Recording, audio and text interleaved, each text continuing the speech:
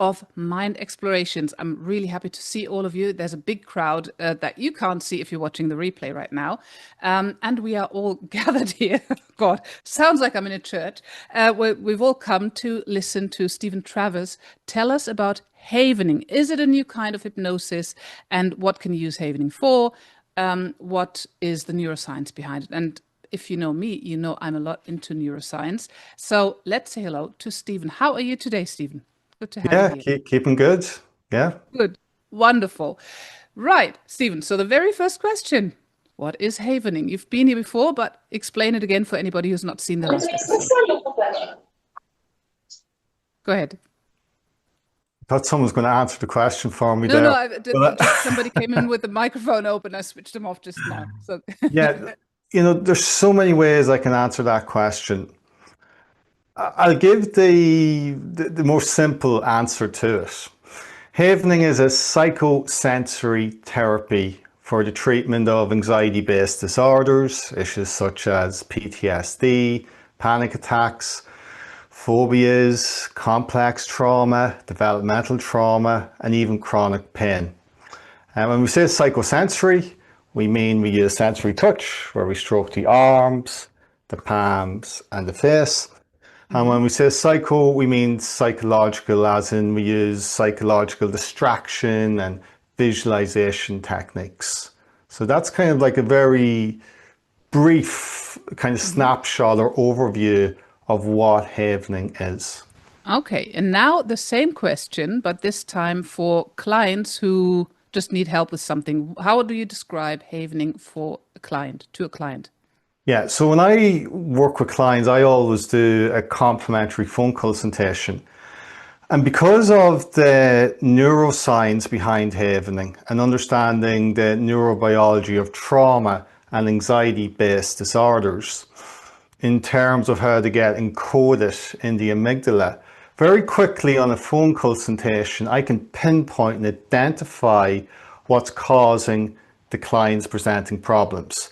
Be it if they're calling with anxiety, panic attacks, fears, phobias, maybe they have insomnia, social anxiety, the list goes on, as we know. Okay, So just explain how you mean that. You can pinpoint already on the phone call where in the amygdala it's encoded. Is it because they tell you the problem and you know where it gets encoded, or is there something else that you say or do? it's because of the body of neuroscience and neurobiology behind havening. So once you understand that, that's really a critical part of it. You can see and hear things that, well, that's sounding arrogant, that most other therapists can't see or hear, because you know what to look for. Okay, so I'm asking them questions. I'm like a detective of trauma, and I'm looking to pinpoint, identify what's causing their presenting problems, as in how long have they had the symptoms, when did it start, what was going on in their life at the time, was there a specific memory or event or situation that brought on these symptoms. So for example, I can say to a client on a call, if I identify a trauma or a distressful memory, the client wouldn't even necessarily know that it is an issue. And I will say to the client, I'm going to do a quick clinical check for you for traumatization. And what I'll say to the client is, now don't go into detail on this, but just for a moment, close your eyes and just recall that memory or that time in your life, seeing what you saw, remembering what you heard. Just go back and step into that just for a moment. Then I'll say to them, does that bring up any uncomfortable emotions or feelings within you? And 9 out of 10 times, the client will say, yes, I feel an emotional charge around that. Actually, that goes quite high. Some people can get a bit upset, but it's like, bingo, we found a trauma. Then I can say in the presentation phase of my call, I can say to them, well, I can give them a little bit of psychoeducation and explain very briefly how those past traumas are causing and contributing to their presenting problem and symptoms, be it anxiety, PTSD, panic attacks. And I'll say to them, in the first session, for example, I'll be able to get you to close your eyes, Astrid. And you know that memory that's bringing up really uncomfortable, distressing feelings of fear, anxiety, or anger? I'll be able to do a treatment with you within the session, and in the space of minutes, we'll be able to significantly reduce, if not completely remove and clear, all of the emotional fear or the stress around that issue. Okay, now give us an example. You are asking the client questions, but what goes on in your mind? How do you pinpoint that specific event if they don't even put any meaning to it yet? Can you give? Because I'm doing a very brief mini history intake, and I'm looking for events in their past where first of all, where their symptoms started, events where they felt threatened, where they're under a lot of stress, where there's a sense of inescapable stress. Inescapability is one of the key requirements of traumatization. Yeah. So I'm like a detective. Think of, you know, the old series Columbo from the 1970s. I'm just imagining you with the hat. Yeah. It's kind of like, you know, you're thinking like detective and you're asking them questions. They're giving you all the information, by the way. Like 90% of my call, the client's speaking. Yeah. It's kind of like being like a great medical doctor. I'm kind of doing these tests and scans, and I'm checking what is actually causing their symptoms. But essentially, we're looking for a distressing event where they felt threatened or trapped. Or sometimes when you ask them as well these questions, you'll hear the emotional charge coming up in their voice. They'll start getting triggered or activated on the actual call. Now, what that does for you as a therapist, when you're able to do that, even on your initial call, it really positions you as the trusted authority and expert in your field. Yeah. Because when you learn havening, that's really what you're becoming. You're becoming, I suppose, like a rapid trauma resolution expert. And that's what I mean by you can see and hear things that other therapists can't necessarily see because they don't have that knowledge base. Yeah. No, I get that. So that's your first step in becoming the authority and convincing the client that you can help them. That belief is always a very important part for clients to even accept therapy. It is like, well, it depends how your clients find out about you. Like people go on to my YouTube channel, there's loads of demonstrations from my trainings and events of doing this, removing massive trauma within minutes. There's like, I've got 125 five-star reviews on Google from clients speaking about anxiety, trauma, panic attacks, PTSD, and other anxiety-based disorders, and the results they got within the space of a session or two, or sometimes even within minutes. Okay, so you mentioned Google reviews and clients telling stories. Before we get into the neuroscience, can you recall some events or some clients where you had like that stick in your mind now that had either phenomenal results or were really, really tough? Because those clients are the ones that I think we need to know how to work with, and havening might be one tool to solve really tough cases. So what would be cases that you can think of? Yeah, there's so many of them. It is worth mentioning, I'm doing havening since 2012. Like I've done over 20,000 havening treatments over the last 15 years.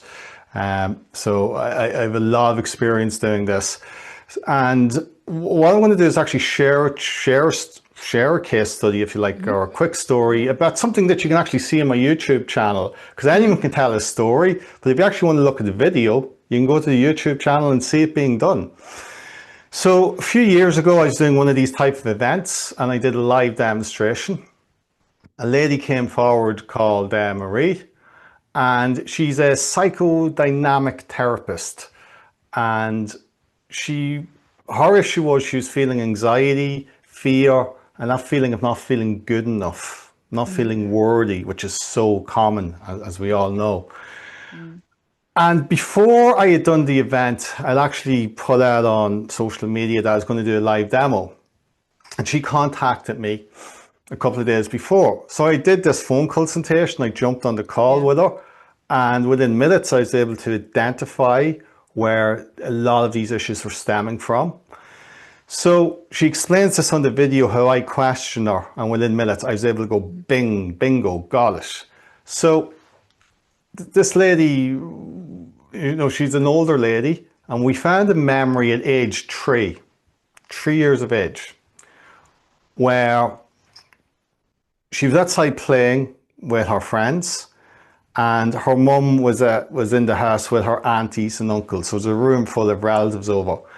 And she ran in, and she had slightly peed herself. She was only 3 years of age, like essentially like a toddler. But her mum gets really angry at her. This is the memory. Her mum, she even explains her mum's eyes start going black when she tells her that she's, peed herself a bit. And her mum takes off her underwear and shoves it in her face. Yeah. In front of everyone, that the uncles, her father. And she says on the video, she even says, like, she was like, traumatized, and she turned around looking at her father, looking for help. And she said her father's expression was just like in complete shock. He was just frozen. And when she looks back at her mother, all she could see was her black eyes and this energy of hatred towards her. Yeah. So I was like, whoa, this is pretty, intense. Yeah. Yeah, pretty intense for a live demo. So I got her to close her eyes. I got the subjective units of distress. Within like seconds, she's up at a 10 on the scale, and she could really feel it. You'll see it on the video, the emotional charge come up and the somatic feeling.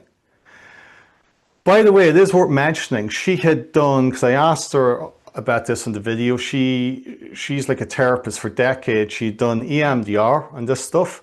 She had done EFT, tapping techniques. She'd even done a bit of hypnotherapy as well. Yeah. And I went ahead with something called event havening, and you'll see in the space of about 10 minutes, it dropped from a 10 right down to 0. Then, and here's the kicker, one of the kickers with havening. We always do something called clinical debriefs. So after we do a treatment and remove and clear the trauma, we bring people back to the memory or the trigger or the issue, and we scan and check that the trauma has completely and permanently cleared. So when I asked her to close her eyes and go back to the event to see was the emotional distress still there, it was completely out of 0, completely gone, and the somatic feeling around it in her body was completely gone. But when she went back to the memory, she couldn't see her mother there anymore. Her mother had disappeared out of the memory. The distressing component of the memory, which was her mum, in that event, had disappeared and gone. So that occurs when something called amygdala depotentiation occurs. So the cognitive component, the picture, the sounds can change. The emotional component is also removed, delinked there, the stress, the fear. The somatosensory component, the feelings in the body that are attached to the trauma also disappear. And the emotional component also disappear, because they're all encoded in the amygdala in something called AMPA receptors. And what the havening does, it disrupts that pathway and clears the AMPA receptors and removes all the components of the trauma. Okay, let's go into the neuroscience with this client. So how exactly does that work? You just explained it removes the trauma and all of those components from the amygdala, from the AMP receptors, correct? Yeah, so the AMP receptors, when someone's having a distressing event where there's inescapable stress, that's where those AMP receptors get locked on. But before I jump to that, I'll let you go on. Yeah, go ahead. Okay, you want me to go ahead? Yeah. Oh, yeah, I do. All right, sure. I thought you were going to say something else ahead of time. So what we've, I suppose, given an overview, what we've discovered, or what the big neuroscientific breakthrough was behind havening, is that we discovered that anxiety-based disorders such as PTSD, panic attacks, etc., are a consequence of unresolved traumatic events and stress, which become neurobiologically encoded through a receptor called an AMPA receptor in a specific part of the brain called the amygdala, which I'm sure we're all familiar with. So when I talk about being a detective of trauma, it's like we're being a detective of these AMPA receptors. We want to find where that encoding is. Because if we can get rid of those receptors and that encoding, not only does it resolve the past trauma that's affecting the client, but any stimuli or cues in that client's environment that may trigger off that trauma, be it consciously or subconsciously, once the trauma is cleared, those stimuli or cues, something that they see, hear, smell, or feel, won't be able to trigger it anymore. So it's resolving both the past trauma or traumas and the client's presenting problems, because the past traumas where the encoding is what's causing the symptoms. It's a cause and effect equation that way. So I have two questions about this, but let's stick with the AMP receptors first. Where exactly are those receptors located? Inside the amygdala, yes, but which cells? Are they on neurons, on other cells? Or Yeah, it's called the neurons in a part of the amygdala called the lateral amygdala. So okay. very specific set of neurons called there's different types of neurons in the amygdala, something called basolateral and the central nucleus, but it's the lateral amygdala is where those receptors get encoded. And they get encoded during the traumatic event. So as they're getting encoded, say let's look at Marie's memory when she felt that major distress, shame and embarrassment as well was all encoded, because everyone was looking at her, the aunties, the uncles, her father, and her mum doing that in front of everyone. And of course, she's completely trapped in that moment. There's that inescapable stress. So during that event, those receptors, see, once someone feels a sense of inescapable stress, cortisol and norepinephrine is released into the brain. Okay? This all happens like within seconds. That's when the AMP receptors start getting potentiated, it's called, on the surface of the neurons in the lateral amygdala. So the potentiated means the increase in number and permanence. There's something also called the PKM zeta-like enzyme that's released that glues those receptors there. And those receptors during that traumatic event are downloading all of the emotional stress the person's feeling, say fear, shame, anger, terrified. If their heart's beating, they have a knot in their stomach and they're starting to sweat, those autonomic components are getting encoded during that event. The cognitive components, everything got to do with the event, everything that they're seeing, hearing, smelling is getting encoded.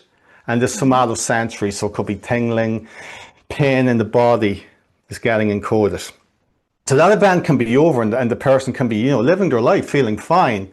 But if anything reminds them of that event, be it something to see, hear, smell, feel, has the potential, when it comes in through their senses, to activate the amygdala again and create and produce that fight-flight feeling and release cortisol and norepinephrine within their body within microseconds. So basically an anchor then. You're activating them via an anchor, the smell or the sound or whatever it is, correct? Yeah, that's activating the amygdala, and those AMP receptors are activating. And we know it happens 5 times quicker than the blink of your eye. So blink your eyes, everyone blink their eyes. It happens 5 times quicker than that. Because your amygdala is there in your limbic system. It's designed to keep you safe. It's a survival mechanism that's kicking in. And it's trying to avoid that situation again. So that's encoded. It's like hypervigilance. We're not letting that happen again. So we're going to fight, flee, or even freeze if that's the thing that will bring safety. Yeah. So can I draw any parallels with the AMP receptors and this neuroscience with it might sound funny, regression to cause and the ISE, the ISE. Yeah. Tough word. Sensitizing event. Initial sensitizing event. There we go. Yeah. Yeah. Well, interestingly, Sigmund Freud talked about all of this. it was Freud. I know everyone's not certainly not a fan of Freud, and there's a lot of critics out there. But Freud was really on the right track with the cause and effect model, and the neuroscience behind havening shows us that now very clearly. Um, so you're right that regression to cause, so especially with anxiety-based disorder specifically, you will find it parallels that. But the difference is when you've got the knowledge, the neurobiology, and you understand that trauma and anxiety-based disorders are encoded. Like I'm a hypnotherapist. Yeah. So well known in Ireland as being a hypnotherapist. I've been doing hypnotherapy since 2003, and I love hypnotherapy and NLP.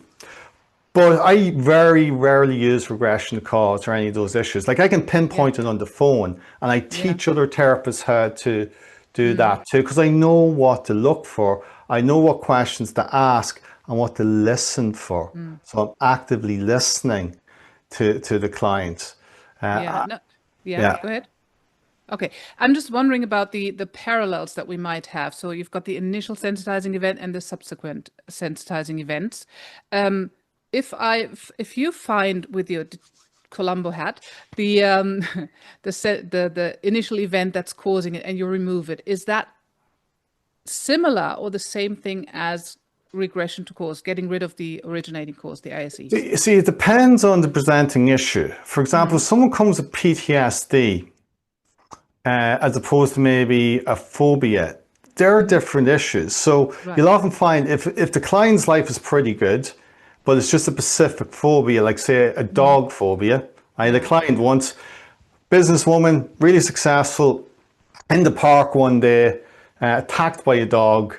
She couldn't go into the park anymore or exercise. In fact, she was getting to a point where she didn't even want to walk around the streets. She was having this reaction if she saw a dog or even thought of a dog. She was right. We one session, having the event, thing completely cleared. She couldn't believe it. Right, great result. Someone else presents, say, with PTSD or complex or developmental trauma. They're not sleeping. They're having panic attacks. They've social anxiety. They're having they've unresolved anger, rage, shame, guilt, fear. You're going to think of it more like a trauma onion. There's going to be layers, and there's going to be more than one event. Yeah. So there could be very many traumas, different traumas, and different encodings of AMPA receptors. Yeah. Okay, so you wouldn't be flattening the rest of the events of after flattening the ISE, basically. In case of the trauma. Like the way we think of it is we're looking for those big emotional charges, if you want to call it the ISE. But at the same time, it depends. There's a technique in havening we use called transpirational havening that we use in pathological emotions. So for example, maybe someone grew up in a household where there was a lot of, maybe there's one of their parents was an alcoholic and there was a lot of dysfunctionality, shouting and people coming in drunk at night, and this went on for years. When the client looks back, there's trauma there. They felt trapped, they felt in danger, they didn't feel safe, they have anger about it, fear. We can bring up a lot of memories in one go and do something called transpirational havening, where the client chants out the emotions or feelings they feel about all that stuff: anger, shame, guilt, abandonment. And what that will do is that will bring up lots of these memories, and sometimes often stuff that's buried in their unconscious, they're not even aware of, into their conscious awareness that's tagged to that emotion, and depotentiate all of that stuff within minutes. So we're bringing up, and there's lots of stuff coming up, different memories and emotions and physical feelings, but it's transpiring, it's leaving them. And that's where they're actually chanting out the different emotions and going through the process. But as it's coming up, it's all depotentiating and changing if you like, the neural pathway structure or landscape of the brain. And once again, we can debrief all that when it's done successfully, where we can go back, get the client to close their eyes, bring up all those memories that they may have done years of therapy on, and you'll find the memories more distant, faded away, and the emotional charge is completely gone. To the point where you can say to someone, look, I want you to do your best to bring back those uncomfortable feelings. Yeah. Do your absolute best. And they will not be able to bring the feelings back because there's that synaptic depotentiation has occurred in the brain. There's a literal neurobiological change in the brain. The neural pathway structure has changed. So is that why you're saying, or why the bold title of this session today is hypnosis, havening a new type of hypnosis? Yes. Or Well, is it better once than again, hypnosis? it's looking at parallels. Well, look, what is hypnosis then? Is the question. You know, and that's a loaded question It as we is. know, right? But the parallels, the way I see it, is well, from my experience and understanding once again the neurobiology. Havening, when you do this stroking, produces something called a delta wave in the brain. Mhm. And delta waves occur in slow wave sleep. The regs are about 0.5 to 2 hertz per cycle per second. So they're really slow. And they increase serotonin, oxytocin, and GABA. So they put you into these really kind of relaxed, deep trance states as you're doing it. Okay? And you feel really safe. This is the point, a safe haven. So when someone's doing this and they feel nice and calm and relaxed, essentially they're in an altered state of consciousness. They're in a type of trance-like state. And with transpirational havening, for example, that we talked about, or someone can think about something they feel angry about, maybe in the moment, and that can start bringing up memories from their past where there's unresolved anger. That's a type of like hypnoanalysis or hypnotic regression happening, where the havening is acting like a type of hypnosis, where it's bringing up unconscious, unresolved memories, emotions, and physical feelings, bringing it into the client's awareness and depotentiating it simultaneously. So it's like a hypnotic regression resolution on steroids because it's so quick and so fast. So there's some of the similarities. Plus, we can do creative things where we can add in hypnotic suggestions, visualizations.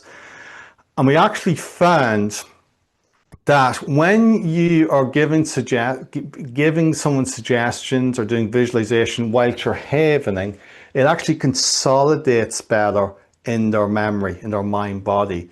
It's got to do with the delta waves that occur in slow wave sleep and memory consolidation. Right. That's why you see, like I often mention Paul McKenna, because lots of people know who Paul is. Paul uses the havening a lot with hypnosis the same way as I do, because we understand this. It actually amplifies the hypnotic suggestions or techniques we're using. So that's kind of a bit of an insider secret, if you want to call it that. So there's some of the commonalities between, I suppose, hypnosis and havening.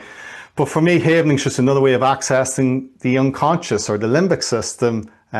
So that's how I see it. It's arguably, you could say, it's a type of hypnosis in that context. Yeah. All right. So how many, you were talking about transpirational havening. How many different types of havening are there that I could use? And do you use them for different kinds of issues then? Is it like a Yeah, toolbox? so there's 6 different types of havening techniques that like we teach in the training. There's the event havening, number 1. That's for specific traumatic events and memories. We can do very interesting things with that as well. We can actually bring together a few different events all in the one go and do an event havening to collapse or depotentiate it all. We can also use event havening on symptoms. So it's not always about trying to find the root cause. I'll be careful with that word because some people don't like it. But the scientifically those encodings. Sometimes you can just do it on the symptoms, and that will down-regulate the stress and clear a few layers off and calm the client system down. Symptoms of what? Could be they're feeling, so say someone's feeling anxious, or they're having a bad day at work, they're coming home, they're feeling stressed, or they got bad news, or they're feeling a bit rattled and activated. If you just start doing this and do like a visualization with it, like walking on the beach, hum a song, literally within a minute or two, it will down regulate the stress you're feeling. And often it can completely shift it within the moment. Right. And because symptoms, would you use it for health symptoms as well, or could you? When you say health symptoms, Astrid, For example, pain or anything else, yeah, of that type, coughing or, yes. So if you're in any type of, say, healing can work brilliantly on chronic pain. Once again, if the pain is being caused by unresolved trauma and stress, if you find the encodings and clear it, there can be a significant reduction in the pain. And in some cases, the pain can completely clear if it's been caused by unresolved trauma. So Okay. yeah, because the pain is actually encoded in the amygdala. Right. Right? The physical Yeah. pain, the somatic feelings you're feeling in your body, and the autonomic reactions are encoded. The signals coming from here to here. What we're doing with Havening, we're cutting it, we're getting to the roots, if you like, where the signal, the electrochemical signal, which is affecting your nervous system, we're switching it off up here so the signal doesn't travel to here. So trauma isn't actually in the body, is it? The somatosensory component of the trauma, the somatic component, is encoded in the lateral amygdala through those AMPA receptors. That means, so the body keeps the score. That's what I want to get to. Um, or you need to resolve trauma through the body. That is not necessarily correct. Am I right? From a neurobiological, neuroscientific perspective, trauma or the component, that's something we call the somatosensory, let's just call it the somatic component, Yeah. that's encoded in the amygdala. Like, for example, if you work with someone with, say, chronic pain or pain that's caused by trauma, or it could be things like something like unresolved anger, and it's being held in their body in tension, because prolonged stress and issues does show up in the body, right? If you Yeah. can down regulate that, the symptoms of the pain can significantly reduce and disappear. I worked with a lady who had a car accident, and she had the pain in her shoulder encoded through the accident. Yeah. And she'd done lots of physio, she'd been to top specialists, doctors, etc. I wasn't even working on the pain in her shoulder. Her issue was around driving, because it was related to this accident she had. I havened the event of the accident. It was a huge trauma. And within the session in my office, she was like, wow. This one we did the debrief. She was like, yeah, the feeling's completely gone. Then she started moving her shoulder around. She's like, my shoulder feels, geez, so much better. And then she started doing this. And she goes, I could not do that for the past few years. She could lift it over her head. The pain that was there, that stuckness, completely Yeah. cleared. It was encoded through the accident. Right. That's why our traditional treatment of physio and stuff wasn't really working to clear, because the pain wasn't here. The pain was in here. Yeah. Exactly. Yeah. Okay. Right. I have a question from one of our audience. Do you have a pain relief session to watch, please, on YouTube? A pain relief session, I don't. But when you see me do the videos, you'll see me do this. I'll ask people when they give me the SUD score, you'll see their reaction. The emotional charge is really high. You'll see me say to them, do you feel it anywhere in your body? And many of the clients will say to you, yeah, I feel a tightness in my chest, or I feel it in my stomach. So I'm looking for the autonomic or somatic component. And the reason I do that in the video is just to show people, okay, they're feeling this in their body. It isn't some ethereal thing up here. This is Yeah. very somatic, very autonomic. Heart rate, blood pressure, sweating, breathing, tension in their body. Then when I do the debrief at the end, I'll check the somatic and autonomic component again. And you'd hear the client going, yeah, it's completely gone on my body. I don't feel that anymore. Nice. Exact same principle with pain. Yeah. Yeah. That's true. So I can see why you are such an advocate, an ambassador for Havening. I think you are the biggest one in Europe. Is that correct? The like the most, well, most active ambassador for Havening, really. Yeah, well, look, I've been doing Havening since I was very lucky. Like I was already doing hypnotherapy for about 7, 8 years before, and I came across Havening in 2012, and yeah, I've been using it ever since, and yeah, which makes me one of the world's most experienced Havening practitioners, and I've trained more therapists and health professionals in Havening than anyone in the world. Yeah, that's So yeah. yeah, I've been running training since 2014. So yeah, it's now 2025, 11 11 years years. now. Do you Yeah. have any coming up, Stephen? Any trainings? There is one coming up on just let me check, October. The 18th and 19th of October, live on Zoom. We're taking 30 people in total, and there's now 25 spots remaining. I'm just looking at the web page where it actually is. If people are interested, might as well plug it, considering you're asking me. I Well, you am can, going. yeah. I'll Just just put dump it it. into the chat, and I want the link from you as well as the link to your YouTube channel and the Anne Marie video that you mentioned. Sure. And I is should that a mention special as well, training? just Yeah, go ahead. sorry, just about the training. We are Yeah. doing lots of bonuses. Remember that history intake, that client consultation I talked about?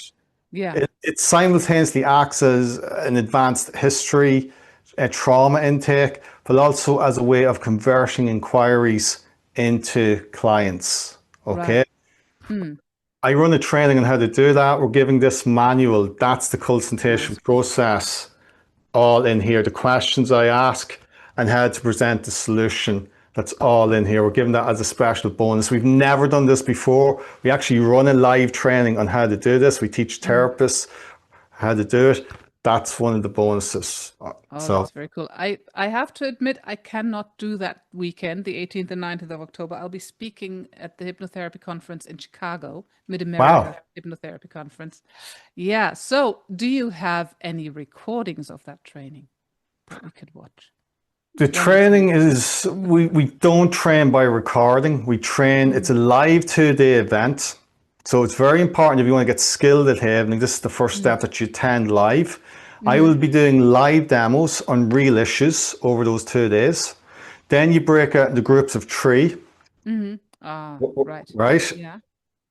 In Zoom rooms, I have a team of 12 facilitators there. They're all experienced Havening practitioners and therapists. One of them will sit in the room with you and they go on for an hour, or one person's the Havener, one person's the Havenee, and one person observes, and you actually work on real issues if possible, and you're actually doing the practical application. Right. So the 2 days, it's a very practical 2-day workshop training of demos, live demos, real issues, breakout rooms, Q&A.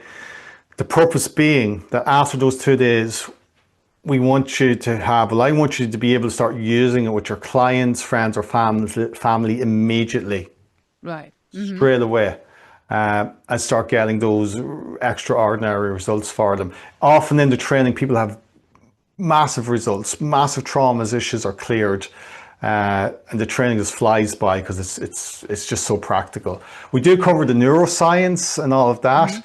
And there is a certification process, like you do get access to the Havening Primer and the video training as well we give you, but that's only for people who are on the certification process.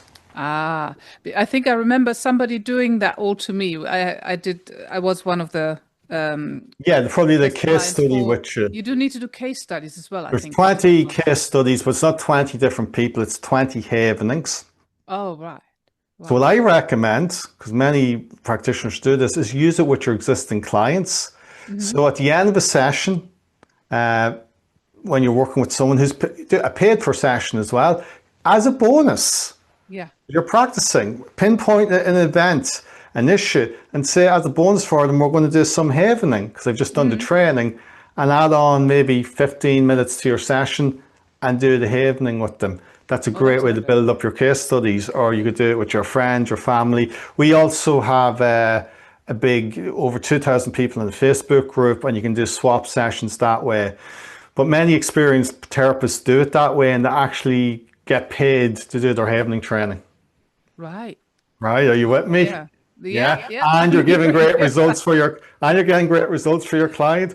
And one extra thing I would say, get a 5-star review as well when you're doing it. I have a question again from the audience. Do you have any other dates for the training later in the year? Because I'm interested in that as well. It's my final training of this year. Oh, Because the year's nearly over. Once you come November, December, come on. people switch off. One for us. No, Yeah. it's okay. Yeah, no, Maybe in the I beginning of kind of next year. kick it. I do kick it kind of in October because we know from experience. You start going November, December. People are thinking of Christmas and the New Year. Yeah, Yeah, okay. All right. So February is going to be the next one. Is that right? I don't know. I like you. I'm speaking at a lot of conferences next year in Europe. There's obviously going to be the Irish conference. So, Yeah. and then I'm going to be running probably one of these trainings as well. So we will see, but there will be one sometime next year. Wonderful. How much is the training? Paul wants to know. It's 1,295 euro, but there is an early board, which at the moment, and it's 995 euro, or before the training sells out. Oh, let me check how much that is in pounds. Or do you know by any chance? In pounds, it's probably around 850 pounds. 900 and let's get the proper numbers. Yeah. That would be And that includes the certification process as 863. well. Wow, 863 pounds. Yeah. Oh, Stephen, please hold that book up for a little bit longer. Which book? Oh, that one? This one or this one? I hold both up. 780 pounds. No, that was a bit wrong. 995 pounds is 863 to be fair. So, okay, right. That sounds really good. Otherwise, can we learn something from your YouTube channel, Stephen, if we can't make the training and have to wait until next year? Yeah, well, of course, the beauty, we live in the digital age. The industrial age is over for the better or the worse. So there's so much stuff on YouTube, free access to resources. There's loads. I'm actually putting out a new video tomorrow as well of a demo I did at the Irish Hypnotherapy Conference. Yeah. Oh, yeah, that's coming up, you said, didn't you? Yeah, putting that out tomorrow. Go look at the videos. But the thing is, havening it's a registered trademark, and we are very protective of it. And we want to make sure when people are using it that they're certified and that they're had a high standard, and that So you they're can't training say I do properly. havening without having the actual certification. And just even for yourself with insurance and stuff, yeah, like we are working, sometimes a little bit of knowledge can also be dangerous. So it's important to know what you're doing, especially if you're working with people who are vulnerable, anxiety-based disorders and trauma. But by all means, you could try it on yourself. There's some of the videos, engage with it. That would be my recommendation. Look at the videos, maybe do some on yourself, and get a feel for it, literally. Right. And rewatch this session and the one we did last time. That would help as well for the neuroscience. I have a question from Andrea. I have an 18-year-old with emetophobia and anxiety. Can you point me in the direction of a helpful video or videos, please? Yeah, I've worked a lot with emetophobia over the years. It's the fear of vomiting or getting sick. Vomit, yeah. Yeah. It can border into the category of OCD. It just depends on it. But once again, you're looking for when it first started, what was going on. There's going to be specific events there of people getting sick or thinking someone's going to get sick, smelling the sick. You'd be looking for the big ones, the encodings, and you'd be doing event havening on them. Right. Yeah. Well, you can get great results with it, but it's emetophobia. It's such an interesting one. It can kind of border into OCD. It can be a little bit trickier, but Yeah, it can work brilliant. I've cured lots of emetophobias over the years. Generally, teenagers seem to get it, I notice. And most of my clients, 90% of them were female as well. I know Mm. females tend to get it more, but saying that guys can get it as well. Hmm. Right, guys, do you have any more questions? If you do, ask them now or be silent forever because we are going to, sorry, I'm full of stupid jokes today. Otherwise, I'll be plugging the next session that we are going to have on Sunday. That's in 4 days' time. And that is Hypnosis for Golf with Rob de Groove. That's on Sunday, the 7th. Today is the 3rd. Yes, the 7th of September. And it's going to be in the afternoon, I believe, at 4 p.m. Have a look in the Facebook group, Mind Explorations. If you are not a member yet, you're welcome. I'll be happy to let you in. If you are a hypnotherapist, an NLP or anything else of the kind. I do see Okay, some things, yeah, coming up yeah, there. something's coming up. Yeah. I'm Yeah, 54. In 1995, a car hit me. I still have a lot of trauma and pain. Would that be something for havening? absolutely. Uh, yeah, events. Once again, if I was working with that, like this, by the way, in the training, these are type of issues we worked with, right? So when I Mm. do the training, I just do, it is important. I will work on real issues. So that's the type of issue I would work with. At saying that, you could work with a havening practitioner with that actual issue as Mm. well. So there are options there. Right. So I'd be To recommending, yeah, you would essentially you do an event havening. You'd find that event, check the SUD score, and then you do an event type havening. Once again, context is everything. That's one snippet. If I was talking to that person, I'd probably find there could be some other stuff going on. It could just be a single event, or there could be more to it. yeah. That's the Yeah. other factor, and other seemingly, unrelated traumas and issues. So you have to look at it holistically as well. But Mm. event havening could work brilliantly on that and give at least some relief, if not complete resolution within minutes. I do have a waiting list as well. Like I'm booked up 3 to 4 months in advance. For So do clients. feel welcome to email Mhm. me or contact me. Uh, if you can't wait to see me, if you want to do private sessions, I will send you in the right direction of a possible, another havening practitioner. So there's options for people, or do the training if you're a therapist and And you just get the certification. Yeah. kill You're two getting birds with the double one whammy. stone. Cure yourself and then start working with your clients. There you go. That sounds wonderful. Right, Stephen, thank you so much for being here and everybody for attending. I do want to ask you a question when we're off the live. So everybody who wasn't here now and is just watching the replay, you're going to potentially miss out on something. That's going to take care of you coming and joining live next time. Can it work in a group setting is another question Yeah, if people want before to we finish. unmute, I am happy to hang around for another 5, 10 minutes and ask questions if people have questions. Like I'm in no major rush. I freed my evening up. Um, yes, I think the last time we did it, Astrid, when we did like my first webinar with you, we did a group evening. Yeah, we did. Yeah. We did. I Uh, I think I should link that inside the replay as well, the yeah. old video, because So that what was people really can good. actually do who's asking those, let me just, I'm now looking at the chat. I think that was Isla, if I'm pronouncing your name right, 54, that car accident. Isla, what you could do is watch that video. I do an event havening. You could think of that memory and you could follow along with the havening that I do in that group demo. Because we had people in that event, Astrid, if you remember, they were dropping from 9s down to 3s, down to 0 Hmm. in the space of like, I think it was about 7, 8 minutes. I think Like I was so. just Yeah, it giving was people very quick. Yeah. a taster. So I think Sam, best thing would be to go to my YouTube channel and find that video, or I might find you the YouTube channel, and I'll put it into the oh, I've lost all my Yeah. YouTube stuff. I'll put it into the replay notes, or if you find me on YouTube, I mean, you've got tons of videos inside the Facebook group, and if you just click on there, you'll find my channel and the havening video from last time, from I think February or March it was. Yeah. Um, Can we do it virtually? Yes, we can. Guys, it's all virtual. Practically all of our practitioners do most, if not all, of the work online.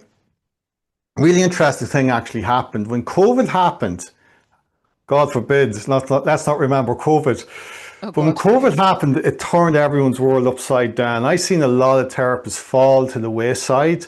There Mm, was like, how can I do my thing online? Or I can't even, it was a real struggle for them. With Havening, we had no problems. yeah. Uh, because you have someone on a video, it's virtual, they're doing the Havening, they're following along with you. So when you learn Havening as well, it opens up your whole county, country, the world to you. So most of our clients work mostly online now. Or sorry, most of Mm, our therapists do, it's all online work they're doing. So it's a game changer that way. It opens up the whole market to you. wonderful. I do hope that I can attend one of your next trainings. You need to plan them on days where I'm available. Anyway, thank Yeah. you so much, Stephen, for being here.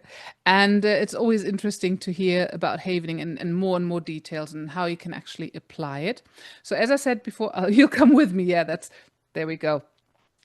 So, as I said, come join us this Sunday, 7th of September at I think 4 o'clock for Rob the Groove and Hypnosis for Golf, where you will hear about that niche of golf and how important it is to speak the right lingo for your clients and to actually know what they need from you.